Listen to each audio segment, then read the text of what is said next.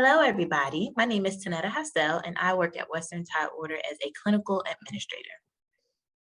Hello, I'm Chiquita Merrill, and I'm the SCIP supervisor, and SCIP stands for School Intervention Program. Yes, and we are so happy to be here today to discuss some of the ways that Western Tidewater has worked to address the barriers that primarily impact those communities that have traditionally been considered marginalized. Chiquita is going to start us off by sharing some specific treatment modalities that we use.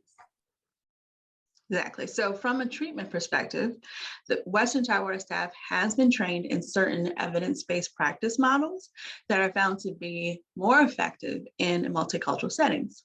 So some of these models include trauma-informed care, brief and solution-focused treatments, EMDR, cognitive behavioral therapy, interpersonal psychotherapy, and FFT, which stands for functional family therapy.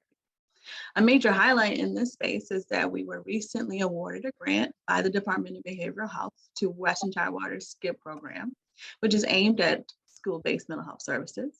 So with this grant, we're able to provide those school-based mental health services to any student that needs it, overcoming many of the barriers that non-white and marginalized folks face when attempting to access mental health care.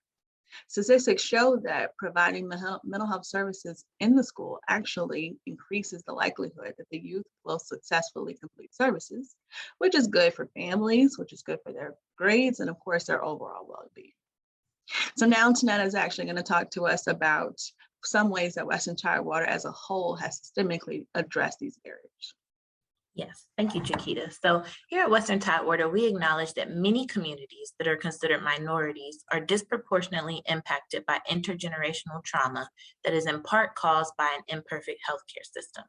This is why we train all of our staff and employees on adverse childhood experiences and mental health first aid in efforts to equip our staff with the tools that it takes to be trauma informed.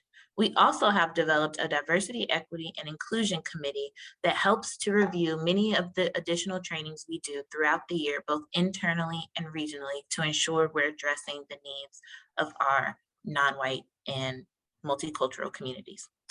Finally, we have worked very hard to conduct targeted recruitment by hiring a specialist within our HR department to ensure our staff and leadership reflect the community we serve and give those that have historically been silenced a voice. We are so thankful that we had the opportunity to share this information, and we are excited about going forward together.